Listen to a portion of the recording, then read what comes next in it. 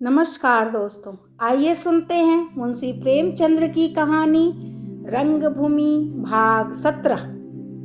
विनय सिंह 6 महीने से कारागार में पड़े हुए हैं। न डाकुओं का कुछ पता मिलता है और न उन पर अभियोग चलाया जाता है। अधिकारियों को अब भी भ्रम है कि इन्हीं के इशारों से डाका पड़ा था, इसलिए वे उन पर नाना प्रकार के अत्याचार किया करते हैं। जब इस नीति से काम नहीं चलता दिखाई देता तो प्रलोभन से काम लेते हैं और फिर वही पुरानी नीति ग्रहण करने लगते हैं। विनय सिंह पहले अन्य कैदियों के साथ रखे गए थे, लेकिन जब उन्होंने अपराधियों को उनकी ओर बहुत आकृष्ट होते देखा तो इस भय से कि कहीं जेल में उपद्रव न हो जाए, उन्हें सबसे अलग एक काल कोठरी में बंद कर दिया।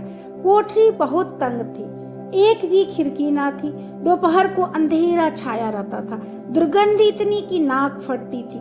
24 घंटे में केवल एक बार द्वार खुलता। रक्षक भोजन रखकर फिर द्वार बंद कर देता। विनय को कष्ट सहने की बात पड़ गई थी। भूख प्यास से सह सकते थे, ओढ़न बिछावन की उन्हें जरूरत न थी, इससे उन्हें कोई कष्ट विशेष न होता था। पर अंधकार और दुर्गंध उनके लिए बिल्कुल नई सजा थी। भीतर उनका दम घुटने लगता था। निर्मल स्वच्छ वायु में सांस लेने के लिए वह तड़प तड़प कर रह जाते थे। ताजी हवा कितनी बहुमूल्य होती है, इसका अब उन्हें प्रत्यक्ष ज्ञात हो रहा था। किंतु दुर्व्यवहारों को सहते हुए भी वह दुखी या भग्न हृदय न होते थे। इन कठिन परीक्षाओं ही में उन्हें जाति का उद्धार दिखाई देता था। वह अपने मन में कहते थे, यह कठिन व्रत निष्फल नहीं जा सकता। जब तक हम कठिनाइयां झेलना न सीखेंगे, जब तक हम भोग विलास का परित्याग न करेंगे, हमसे देश का कुछ उपकार नहीं हो सकता। यही विचार उन्हें धैर्य देता रहता था। किंतु जब सोफिया की कलुषता की याद आ जाती तो उनका सारा धैर्य, उत्साह और आत्मोत्सर्ग नैराश्य में विलीन हो जाता था। वह अपने को कितना ही समझाते कि सोफिया ने जो कुछ किया विवश होकर किया होगा, पर इस युक्ति से उन्हें संतोष न होता था। क्या सोफिया स्पष्ट नहीं कह सकती थी कि मैं विवाह नहीं करना चाहती? विवाह के विषय में माता पिता की इच्छा हमारे यहाँ निश्चयात्मक है, लेकिन ईसाइयों में स्त्री की इच्छा ही प्रधान समझी जाती है। अगर सोफिया को क्लार्क से प्रेम न था तो क्या वह उन्हें कोरा जवाब न दे सकती थी? यथार्थ में कोमल जाति का प्रेम सूत्र भी कोमल होता है, जो जड़ा से झटके से टूट जाता है। जब सोफिया जैसी विचारशील, आन पर जान देने वाली, सिद्धांत प्रिय, उन्नत हृदय युक्ति से विचलित हो सकती है तो दूसरी स्त्रियों से क्या आशा की जा सकती है? इस जाति पर विश्वास करना ही व्यर्थ है। सोफी ने मुझे सदा के लिए सचेत कर दिया, ऐसा पाठ हृदयंगम कर दिया जो कभी न भूलेगा। जब सोफिया दगा कर सकती है तो ऐसी कौन स्त्री है जिस पर इतनी सदाकांक्षा भी अंत में स्वार्थ के सामने सिर झुका देगी? अब जीवन पर्यंत स्त्री की ओर आंख उठाकर भी न देखूंगा। उससे यूं दूर रहूंगा जैसे काली नागिन से, उससे यूं बचकर चलूंगा जैसे कांटे से। किसी से घृणा करना सज्जनता और औचित्य के विरुद्ध है, मगर अब इस जाति से घृणा करूंगा। इस नैराश्य, शोक और चिंता में पड़े पड़े कभी कभी वह इतना व्यग्र हो जाते थे कि जी में आता चलकर उस ब्रज हृदया के सामने दीवार से सिर टकरा कर प्राण दे दूं, जिसमें उसे भी ग्लानि हो। मैं यहाँ अग्निकुंड में जल रहा हूँ, हृदय में फफोले पड़े हुए हैं, वहाँ किसी को खबर भी नहीं। आमोद प्रमोद का आनंद उठाया जा रहा है। उसकी आंखों के सामने एड़ियां रगड़ रगड़ कर प्राण देता तो उसे भी अपनी कुटिलता और निर्दयता पर लज्जा आती। भगवान, मुझे इन दुश्चिंताओं के लिए क्षमा करना। मैं दुखी हूँ। वह भी मेरे सदृश नराशे को आग में जलती।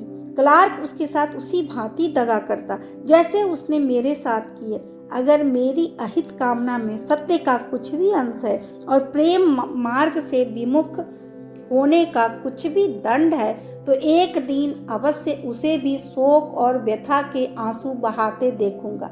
यह संभव है कि खून नाहक रंग न लाए, लेकिन यह नैराश्य सर्वथा व्याकारक ही न था। उसमें आत्म परिष्कार के अंकुर भी छिपे हुए थे। विनय के हृदय में फिर वह सद्भाव जागृत हो गया जिसे प्रेम की कल्पनाओं में निर्जीव बना डाला था। नैराश्य ने स्वार्थ का संहार कर दिया। एक दिन विनय सिंह रात के समय लेटे सोच रहे थे कि न जाने मेरे साथियों पर क्या गुजरी, मेरी ही तरह वे भी विपत्ति में नहीं फंस गए। किसी की कुछ खबर ही नहीं कि सहसा उन्हें अपने सिरहाने की ओर एक धमाके की आवाज सुनाई दी। वह चौंक पड़े और कान लगाकर सुनने लगे। मालूम हुआ कि कुछ लोग दीवार खोद रहे हैं। दीवार पत्थर की थी मगर बहुत पुरानी थी। पत्थरों के जोड़ों में लोनी लग गई थी। पत्थर की सिलें आसानी से अपनी जगह छोड़ती जाती थी। विनय को आश्चर्य हुआ, ये कौन लोग हैं? अगर चोर है तो जेल की दीवारें तोड़ने से इन्हें क्या मिलेगा?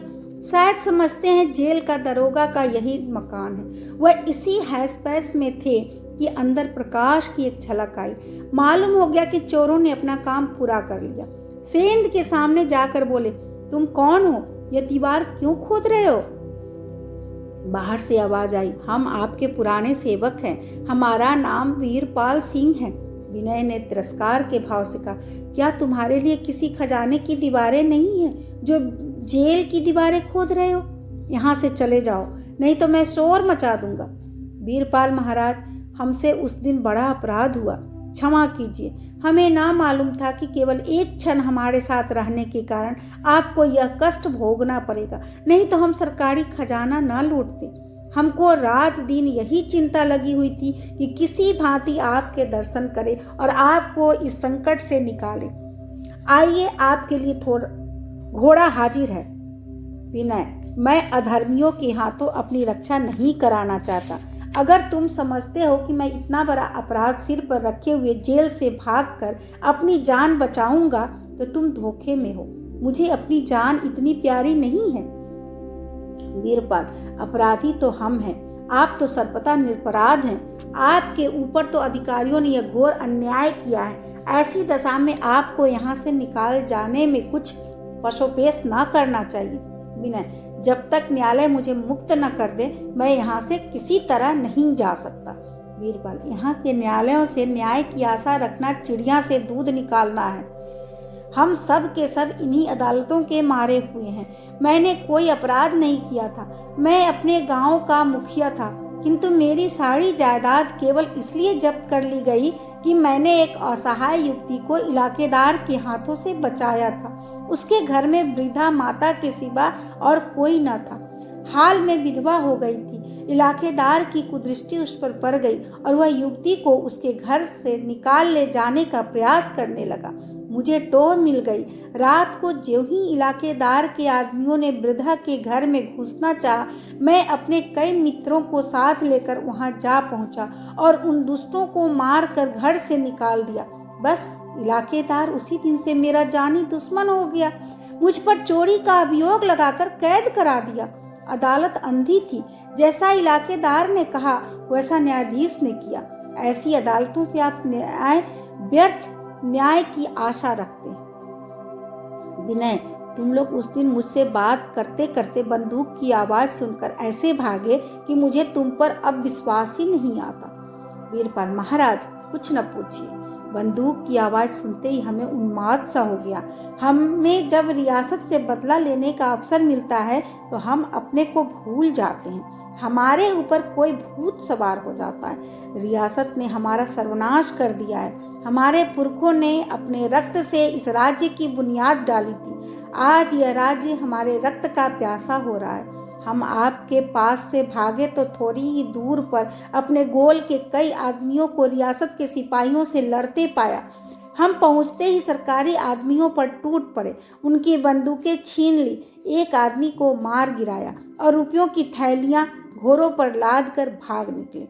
जब से सुना है कि आप हमारी सहायता करने के संदेह में गिरफ्तार किए गए हैं, तब से इसी दौड़ धूप में है कि आपको यहाँ से निकाल ले जाए।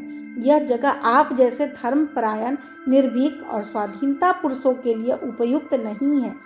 वहाँ इसी का निवाह है जो पल्ले दर्जे का घाघ, कपटी, पाखंडी और दुरात्मा हो। अपना काम निकालने के लिए बुरे से बुरा काम करने से भी न हिचके। विनय सिंह ने बड़े गर्व से उत्तर दिया, अगर तुम्हारी बातें अक्षरशः सत्य हो तो मैं कोई ऐसा काम ना करूँगा जिससे रियासत की बदनामी हो। मुझे अपने भाइयों के साथ में विष का प्याला पीना मंजूर है, पर रोक कर उनको संकट में डालना मंजूर नहीं। इस राज्य को हम लोगों ने सदैव गौरव की दृष्टि से देखा है। महाराजा साहब को आज भी हम उसी श्रद्धा की दृष्टि से देखते हैं। वह उन्हीं शांगा और प्रताप के वंशज हैं जिन्होंने हिंदू जाति की रक्षा के लिए अपने प्राणों की आहुति दे दी थी। हम महाराज को अपना रक्षक, अपना हितैषी, क्षत्रिय कुल तिलक समझते हैं। उनके कर्मचारी सब हमारे भाई बंद हैं। फिर यहाँ की अदालत पर क्यों न विश्वास करें? वे हमारे साथ अन्याय भी करें तो भी हम जबान न खोलेंगे। राज्य पर दोषारोपण करके हम अपने को उस महान वस्तु के अयोग्य सिद्ध करते हैं जो हमारे जीवन का लक्ष्य और इष्ट है। धोखा खाइएगा, इसकी कोई चिंता नहीं। मेरे सिर से कलंक कैसे उतरेगा? अपने सत्कार्यों से।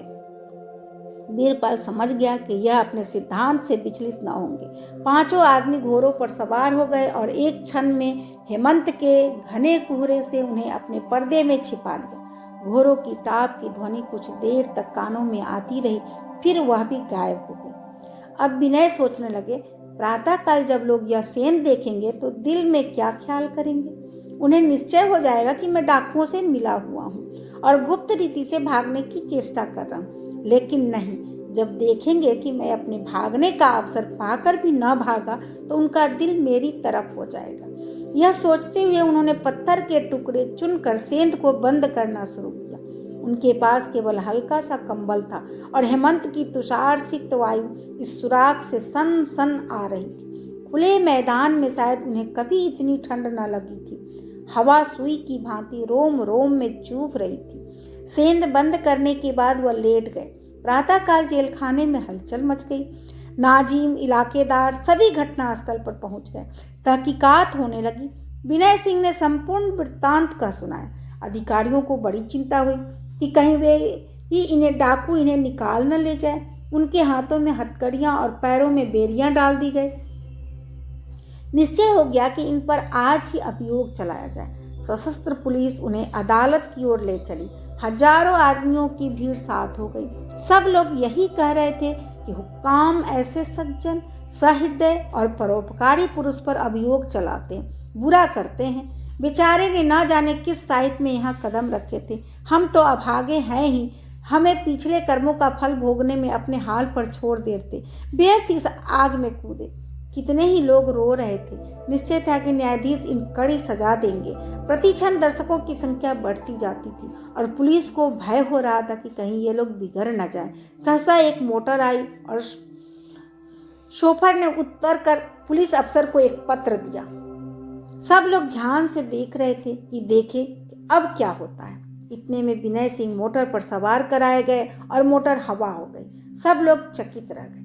जब मोटर कुछ दूर चली गई तो विनय ने शोफर से पूछा, मुझे कहाँ लिए जाते हो? शोफर ने कहा, आपको दीवान साहब ने बुलाया है। विनय ने और कुछ न पूछा। उन्हें इस समय भय के बदले हर्ष हुआ कि दीवान साहब से मिलने का यह अच्छा अवसर मिला। अब उनसे यहाँ की स्थिति पर बातें होंगी। सुना है विद्वान आदमी है, देखूं इस नीति का क्यों कर समर्थन करते हैं। एकाएक शोफर बोला, यह दीवान एक ही पाजी है, दया करना तो जानता ही नहीं। एक दिन बचा तो इस मोटर से ऐसा गिराऊंगा कि हड्डी पसली का पता ना लगेगा। विनय, जरूर गिराओ, ऐसे अत्याचारियों को यही सजा है। शोफर ने कौतूहलपूर्ण नेत्रों से विनय को देखा। उसे अपने कानों पर विश्वास न हुआ। विनय के मुंह से ऐसी बातें सुनने की उसे आशा न थी। उसने सुना था कि वह देवोपम गुणों के आगार है, उनका हृदय पवित्र है। बोला, आपकी भी यही इच्छा है? विनय, क्या किया जाए, ऐसे आदमियों पर और किसी बात का तो असर ही नहीं होता। शोफर, अब तक मुझे यही शंका होती थी कि लोग मुझे हत्यारा कहेंगे, लेकिन जब आप जैसे देव पुरुष की यह इच्छा है तो मुझे क्या डर। बच्चा बहुत रात को निकला करते हैं, एक ठोकर में तो काम तमाम हो जाएगा। विनय यह सुनकर ऐसा चौंके मानो कोई भयंकर स्वप्न देखा हो।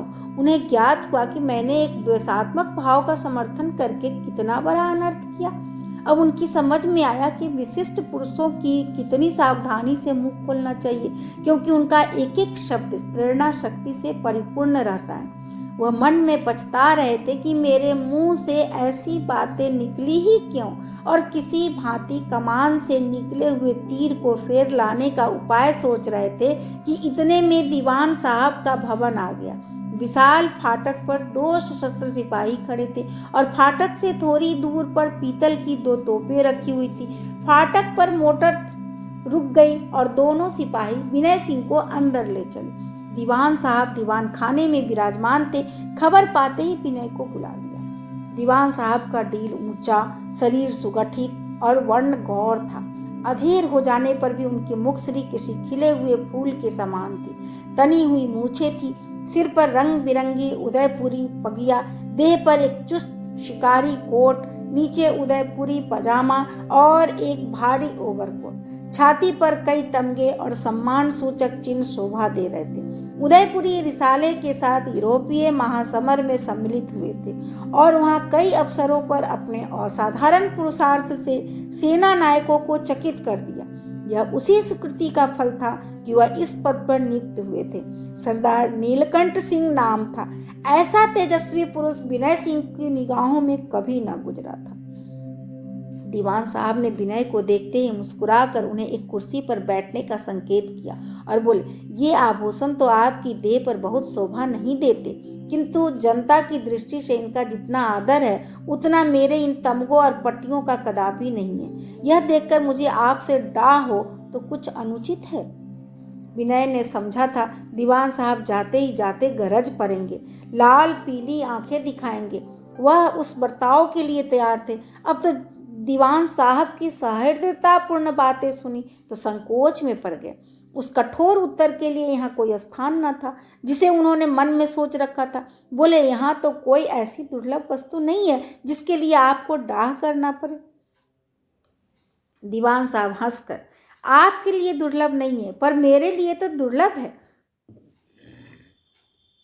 मुझ में यह सदुत्साह नहीं जिसके उपकार स्वरूप ये सब चीजें मिलती है।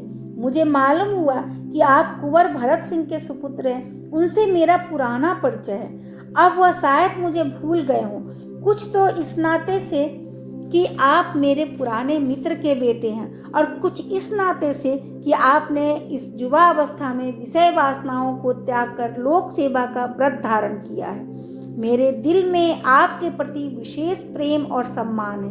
व्यक्तिगत रूप से मैं आपकी सेवाओं को स्वीकार करता हूँ और इस थोड़े से समय में आपने रियासत को जो कल्याण किया है उसके लिए आपका कृतज्ञ हूँ। मुझे खूब मालूम है कि आप निरपराध हैं और डाकुओं से आपका कोई संबंध नहीं हो सकता, इसका मुझे गुमान तक नहीं है। महाराज साहब से भी आपके संबंध में घंटे भर बातें हुई, वह भी मूल कंठ से आपकी प्रशंसा करते हैं, लेकिन परिस्थितियां हमें आपसे यह याचना करने के लिए मजबूर कर रही है कि बहुत अच्छा हो अगर आप प्रजा से अपने को अलग रखें। मुझे यह आपसे कहते हुए बहुत खेद हो रहा है कि आप यह रियासत आपका सत्कार करने का आनंद नहीं उठा सकते। विनय ने अपने उठते हुए क्रोध को दबाकर कहा, आपने मेरे विषय में जो सद्भाव प्रकट किए हैं उनके लिए आपका कृतज्ञ हूँ, पर खेद है कि मैं आपकी आज्ञा का पालन नहीं कर सकता। समाज की सेवा करना ही मेरे जीवन का मुख्य उद्देश्य है और समाज से पृथक होकर मैं अपना व्रत भंग करने में असमर्थ हूँ। दीवान साहब, अगर आपके जीवन का मुख्य उद्देश्य यही है तो आपको किसी रियासत में आना उचित न था। रियासतों को आप सरकार की हरमसरा समझिए। यहाँ सूरज के प्रकाश का भी गुजर नहीं हो सकता। हम इस हरमसरा की हफ्सी ख्वाजासरा है। हम किसी की प्रेम रसपूर्ण दृष्टि को इधर उठाने न देंगे। कोई मनचला जवान इधर कदम रखने का साहस नहीं कर सकता। अगर ऐसा हो तो हम अपने पद के अयोग्य समझे जाएं। हमारा रसीला बादशाह इच्छानुसार मनोविनोद के लिए कभी कभी यहाँ पदार्पण करता है। हरमसरा के सोए भाग्य उस दिन जग जाते हैं। आप जानते हैं बेगमों की सारी मनोकामनाएं उनकी छवि, माधुरी, हाव भाव और बनाव श्रृंगार पर भी निर्भर करती होती है। नहीं तो रसीला बादशाह उनकी ओर आंख उठाकर भी न देखे। हमारे रसीले बादशाह तो